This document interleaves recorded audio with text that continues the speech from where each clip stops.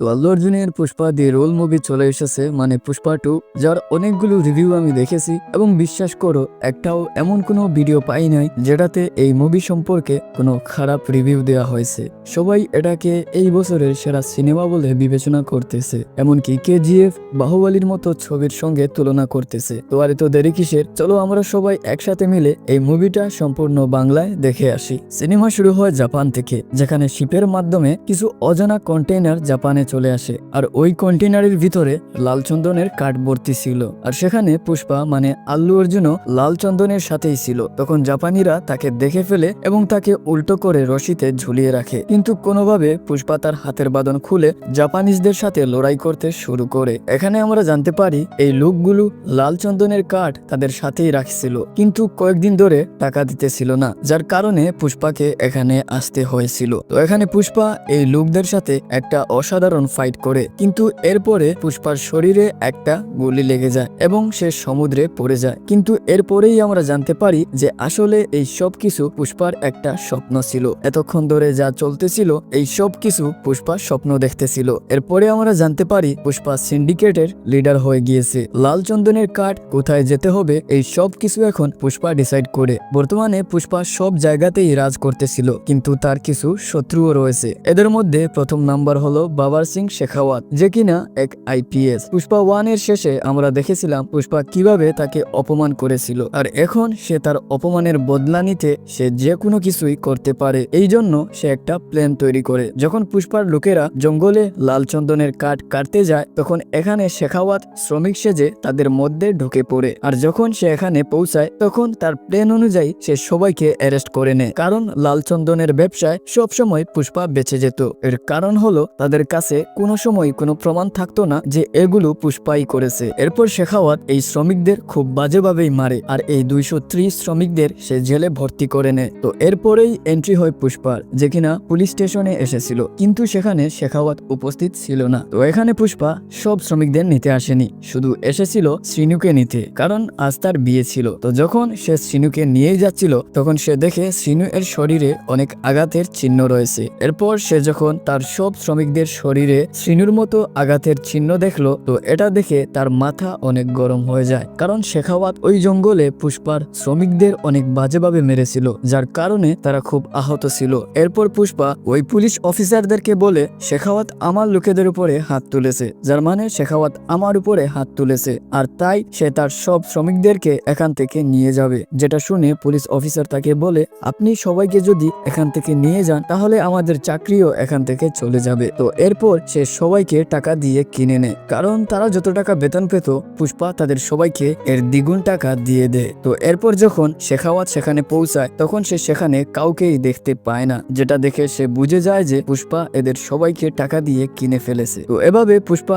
Illegally কাজ তো করে, কিন্তু সে আবার তার শ্রমিকদেরকে অনেক খেয়ালও রাখে, সাথে সে তার স্ত্রী শ্রীবাল্লিকেও অনেক ভালোবাসে। এরপরের দিন শ্রীবাল্লি মন্দিরে পূজা করার জন্য সাথে কিছু গয়না আর মুকুট নিয়ে যায়। সাথে সেই মন্দিরে পুষ্পার সৎ ভাই মুরলিও সেখানে ছিল। সে তখন শ্রীবাল্লিকে বলে তুমি তো পূজা করে নেবে, কিন্তু তোমার কাছে কি নিজের কোনো গোত্র আছে, নিজের কোনো সারনেম আছে? মুরলি সবসময় তাদেরকে নিচু দেখানোর চেষ্টা করে, কিন্তু মুরলি এর মেয়ে কাবেরী তাদেরকে পছন্দ করত। সে তাদের সাথে সম্পর্ক রাখতে চায়। সে শ্রীবাল্লিকে চাচি বলে ডাকে, কিন্তু মুরলি কাবেরীকে নিষেধ করে তাদের সাথে কথা বলতে। তো পুষ্পা শ্রীবাল্লির সব কথা মানে, আর আজ সে সীতাপ্পার সাথে মিলে সিএম এর সাথে দেখা করবে। এই কারণে শ্রীবাল্লি পুষ্পাকে বলে যেহেতু তুমি যাইতেছো তাহলে সিএম এর সাথে ছবি তুলে আনবে, আর আমরা সেটাকে ফ্রেম করে হলে লাগাবো। আর পুষ্পাও শ্রীবাল্লিকে কথা দিয়ে দেয়, কিন্তু যখন সে সেখানে পৌঁছায় তো সেখানে একটা সমস্যা হয়ে যায়। আসলে সিএম তখন পুষ্পার সাথে ফটো তুলে না। সে বলে পায়ের চুড়ি যতই সুন্দর হোক না কেন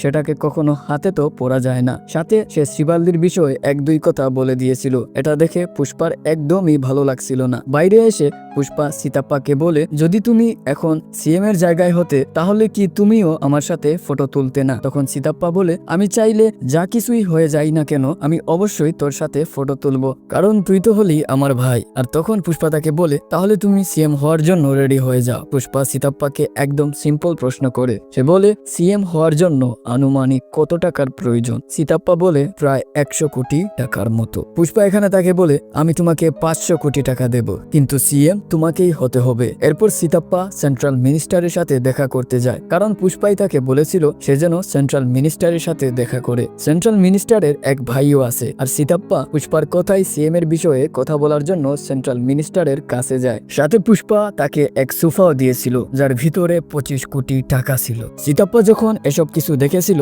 তখন সে পুষ্পাকে বলে এসব কিছু ঠিক না, এভাবে টাকা উড়ানো কিন্তু ঠিক না, কারণ আমাদেরকে টাকা বাঁচাতে হবে, কারণ 500 কোটি টাকা এমনিতেই পাওয়া যায় না। কিন্তু পুষ্পা এর কাছে কিছু প্ল্যান ছিল যেটা সে সিতাপ্পাকে বলে। সে বলে এখন পুষ্পা ন্যাশনাল রয় নাই, এখন সে ইন্টারন্যাশনাল হয়ে গেছে। লালচন্দনের কাঠের ডিল সে শুধু মুরগানের সাথেই করত, যেখানে সে শুধু এক টনে মাত্র 1.5 কোটি টাকা পেত। কিন্তু সে যদি এই ডিল বিদেশে নিয়ে যায় তাহলে সে এর চেয়ে আরো বেশি টাকা পেতে পারে। তো আর তো দেরি না করে পুষ্পা বিদেশে চলে যায়, যেখানে তার সাথে দেখা হয় এক বড় বিজনেসম্যানের। সে লালচন্দনের কাঠের ডিল করে। এখানে সে যদি 2000 টন লালচন্দনের কাঠ তাকে দিতে পারে তাহলে সে তাকে 5000 কোটি টাকা দিবে। তো এরপর সে তার সিন্ডিকেটের সকল মেম্বারকে অ্যাক্টিভ করে দেয়, আর সে তাদেরকে বলে দেয় যে সব জায়গা থেকে আমার লালচন্দনের কাঠ চাই। তাই সিন্ডিকেটের সবাই লালচন্দনের কাঠের জোগাড় করতে লাগে, আর সেগুলোকে এনে পুষ্পার কাছে দিবে। কিন্তু তখনই এন্ট্রি হয় মাঙ্গাল সিনু আর তার বউয়ের। তারা আসলে জেনে গিয়েছিল যে পুষ্পা শীঘ্রই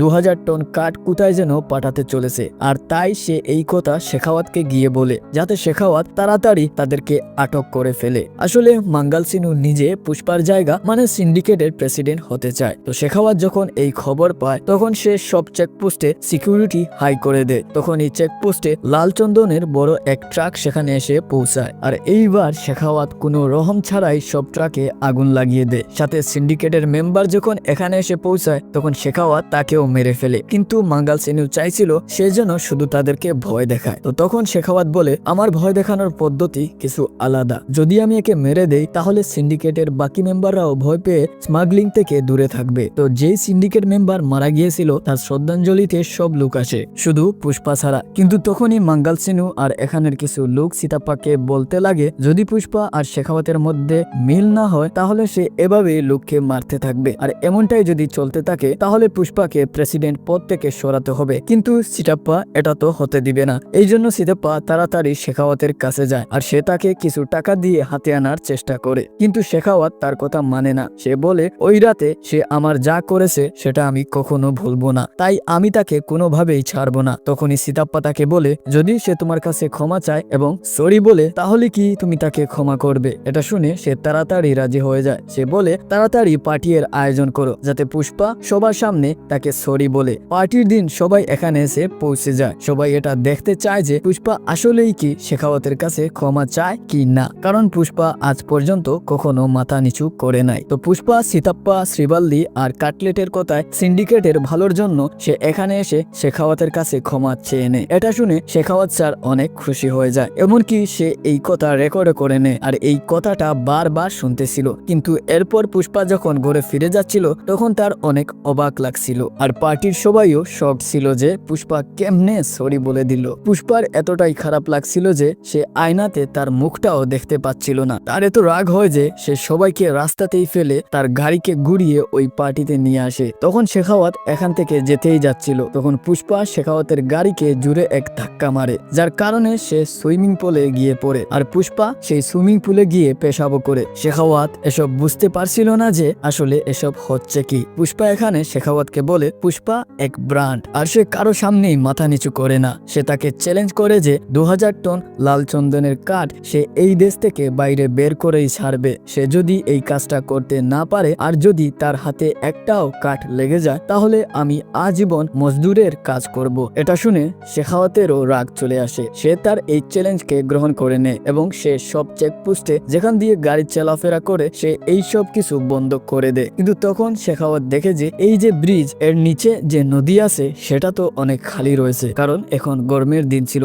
সে বুঝে গিয়েছিল যে পুষ্পা এই নদীর মাধ্যমে তার ট্রাক নিয়ে যাবে। তার এই সন্দেহ একেবারে সঠিক হয়, কারণ পুষ্পার যত সব গাড়ি ছিল সব এই নদীর মাধ্যমেই বাইরে যাচ্ছিল। তো পুলিশের জিপ তাদেরকে অনেক সময় ধরার চেষ্টা করে কিন্তু তারা ধরতে পারে না। কিন্তু এরপরে শেখাওয়াত সে তাদের ট্রাকের সামনে চলে আসে আর এক বড় শটগান নিয়ে তাদের উপর ফায়ার করতে শুরু করে। তখন কাটলেট এই সব কিছু পুষ্পাকে জানিয়ে দেয়। তখন পুষ্পা তাকে বলে তোমরা সবাই এখানে লাফিয়ে পড়ো, এখানে কোনো মানুষের জীবনকে বিপদে ফেলা যাবে না। এরপর কাটলেট সব ড্রাইভারকে নিয়ে এখান থেকে চলে যায়। তখন শেখাওয়াত ট্রাকে যত লাল চন্দনের কাঠ ছিল সে সেগুলিকে নিয়ে নেয়। এটা দেখে মাঙ্গাল সিনু ও তার বউয়ের অনেক ভালো লাগছিল, তারা তো এনজয় করতেছিল।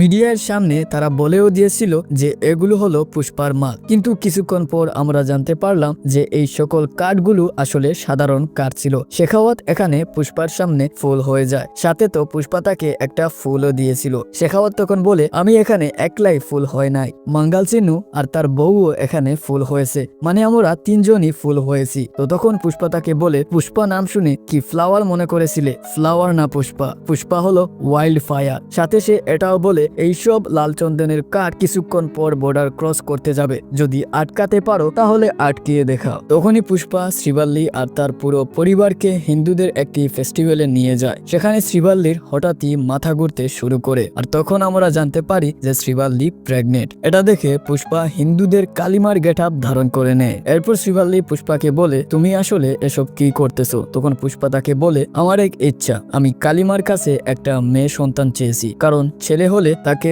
সারনেম দিতে হবে, আর মেয়ে হলে সে অন্য কারো ঘরে গিয়ে অন্য কারো সারনেম পেয়ে যাবে। তখনই আমরা দেখতে পারি পুষ্পার ভাতিজির সাথে কিছু লোক মিসবিহেভ করতেছিল, যেটা দেখে পুষ্পার অনেক রাগ চলে আসে, আর সে ওই লোকদের সাথে ফাইট করতে শুরু করে। কিন্তু তখনই সেখানে মুরলি চলে আসে, আর সে পুষ্পাকে বলে যদি তুমি এসব করেও দেও তারপরেও তুমি তোমার সারনেম পাবে না। তুমি মনে করতেছো কি তুমি এসব করে আমাদের সাথে হয়ে যাবে? তুমি সবসময় অনাথ ছিলে আর সবসময় অনাথই থাকবে। শ্রীবাল্লি যখন এসব শুনতে পায় তখন সে এখানে মুরলির উপর অনেক কথা বলে। এরপর যারা মুরলির মেয়ের সাথে মিসবিহেভ করেছিল, মুরলি তাদের সবার মাথা থেকে চুল ফেলে দেয় এবং তাদেরকে জুতার মালা পরিয়ে দেয়। এরপরে আমরা দেখি মাঙ্গাল সিনু ও শেখাওয়াত সিএম এর কাছে পৌঁছায়। তারা তাকে বলে যদি এই লাল চন্দনের কাঠ বর্ডার ক্রস করে ফেলে তাহলে তোমার সিএম এর সিটও বিপদে আছে, কারণ এতে 2000 থেকে 5000 কোটি টাকার ফান্ডিং আসতে চলেছে, আর এইসব ফান্ডিং এর মাধ্যমেই আপনাকে সিএম এর পোস্ট থেকে সরানো হবে। তখনই সিএম তাদেরকে বলে দেয় যে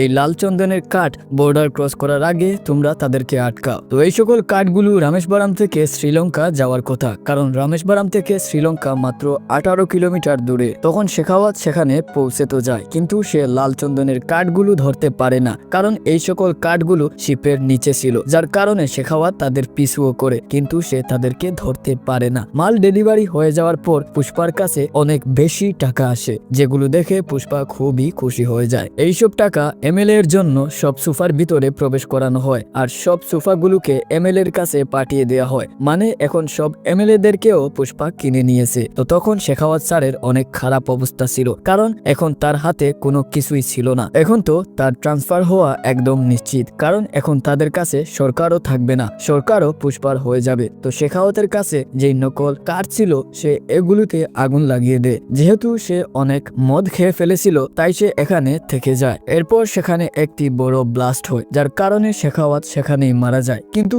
তার ডেড বডি কোথায় আছে সেটা আমাদেরকে দেখানো হয়নি। আর এরপর কিছুদিন পর দেখা যায় সিএম এখন বদলে গেছে, এখন সিএম সিতাপ্পা হয়ে গিয়েছে শুধুমাত্র পুষ্পার কারণে, কারণ সে সব এমএলএ দেরকে কিনে নিয়েছিল। যেহেতু পুষ্পা তার স্ত্রীকে ওয়াদা করেছিল যে 24 জুলাই সিএম তার নিজের ঘরেই আসবে, তার সাথে খাবারও খাবে এবং তার সাথে ফটো তুলবে। তো আজ 24 জুলাই আর সিতাপ্পা এখানে আসে এবং পুষ্পার সাথে ফটো তুলে। তখন সিতাপ্পা শ্রীবাল্লিকে বলে তোমার এক ফটোর কারণে আমি আজ সিএম হয়েছি। আর পুষ্পা আজকের দিনটা এই জন্য সিলেক্ট করেছিল কারণ আজ শ্রীবাল্লির জন্মদিন, এই জন্য এখানে ছোট একটা সেলিব্রেশন হয়। হোক এখানে সিতাপ্পা সিএম হয়ে গিয়েছে, কিন্তু সব জায়গাতেই পুষ্পা রাজ করতেছে, সব লোক তাকে মানতে শুরু করেছে। এরপর একদিন পুষ্পার ভাবি মানে মুরলির স্ত্রী সে পুষ্পার ঘরে আসে, সে তাকে বলে যে কাবেরীকে কিছু লোক কিডন্যাপ করে ফেলেছে, আর বদলাতে তারা তাদের কাছে 2 কোটি টাকা চায়, আর যদি তারা এই টাকা না দেয় তাহলে তারা কাবেরীকে মেরে ফেলবে। এই কথা যখন পুষ্পা শুনতে পারে তখন প্রথমে সে নিউজ চ্যানেলের কাছে যায়, আর লাইভে এসে সে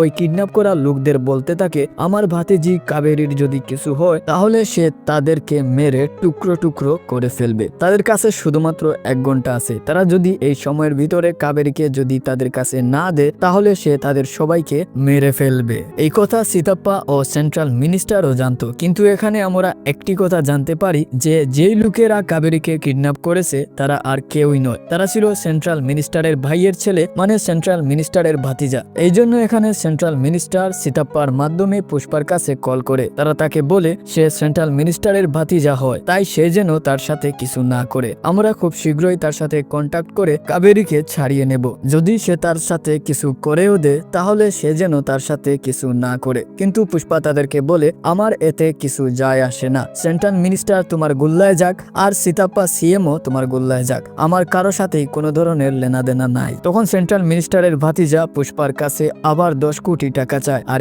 একা পুষ্পাকে তার আড্ডাতে ডাকে। পুষ্পা সেটা মেনেও নেয় এবং হেলিকপ্টারে করে সেখানে পৌঁছেও যায়। এখানে পৌঁছার পরেই প্রথমে সে শটগান দিয়ে ফায়ার করে, কিন্তু পরে মিনিস্টারের ভাতিজা পুষ্পাকে বলে, তোর ভাতিজার সামনেও গান পয়েন্ট আছে, তাই তোকে একটু শান্ত থাকতে হবে, যার কারণে পুষ্পা তাকে তার বন্দুক দিয়ে দেয়। এরপরে এই লোকগুলো পুষ্পাকে অনেক বাজেভাবে মারে। তারা ভালো করেই জানতো যে পুষ্পার হাত বাঁধা অবস্থায় সে অনেক কিছু করতে পারবে আর সবাইকে মারতেও পারে। এই জন্য তারা এইবার কোনো রকমের রিস্ক নেয় না। তারা এবার পুষ্পার হাতও বাঁধে, সাথে তার পাও বেঁধে ফেলে। এরপর তারা আবার কাবেরীর সাথে অসভ্যতামি করতে থাকে। এটা দেখে পুষ্পার অনেক বেশি রাগ চলে আসে আর তাই সে উড়ে উড়ে সবাইকে মুখ দিয়ে কেটে কেটে মারতে থাকে। তো এরপর সে তার বাপের সামনে তার ছেলেকে মেরে ফেলে, সাথে তার বাপকেও মেরে ফেলে। এইসব কথা যখন মিনিস্টার জানতে পারে সে তো তখন একদম পাগল হয়ে যায়। এরপরের সিনে আমরা দেখতে পারি পুষ্পা যখন তার ঘরে থাকে তখন তার ঘরে মুরলি চলে আসে। মুরলি তখন তার ভুল বুঝতে পারে, তাই সে পুষ্পা আর পুরো ফ্যামিলিকে সরি বলতে এসেছিল। সে বলে, আমি এখন ভালো করেই বুঝে গিয়েছি যে আপনারাই আমার আসল পরিবার। আমি এখানে এসেছি কাবেরীর বিয়ের কার্ড দিতে, কারণ তার বিয়ে হতে চলেছে। আর কাবেরী আমাকে বলেছিল যদি পুষ্পা চাচা এই বিয়েতে না আসেন তাহলে আমি বিয়ের মঞ্চেই বসবো না। তখন শ্রীবাল্লি পুষ্পাকে বলে, সব কার্ডে এখানে তোমার মায়ের নাম, সাথে তোমার নাম, সেটাও আবার পিতার নাম সহিত। তো এটা দেখে পুষ্পা অনেক বেশি ইমোশনাল হয়ে যায়। তার আশেপাশে ভিড় লেগে যায় তাকে চুপ করানোর জন্য, কারণ পুষ্পাকে এইরকম কাঁদতে অনেক কম লোকই দেখেছে। পরে পুষ্পাও তাকে ক্ষমা করে দেয় আর পুরো ফ্যামিলির সাথে সে কাবেরীর বিয়েতে পৌঁছে যায়। এরপর আমাদেরকে মিনিস্টারকে দেখানো হয়, যার কাছে একটা লোক একটা পার্সেল নিয়ে আসে। যখনই সে পার্সেলটা মিনিস্টারের কাছে নিয়ে আসে আর তখন হঠাৎই পাহাড় থেকে একটা লোক সেটাকে ব্লাস্ট করে দেয়। আর এখানেই এই মুভিটা শেষ হয়ে যায়। এই লোকটা কে ছিল সেটা আমাদেরকে দেখানো হয়নি, যেটা দেখে আমরা বুঝতে পারি পুষ্পা 3ও আসতে চলেছে। তো এই ছিল আজকের আমাদের ভিডিও।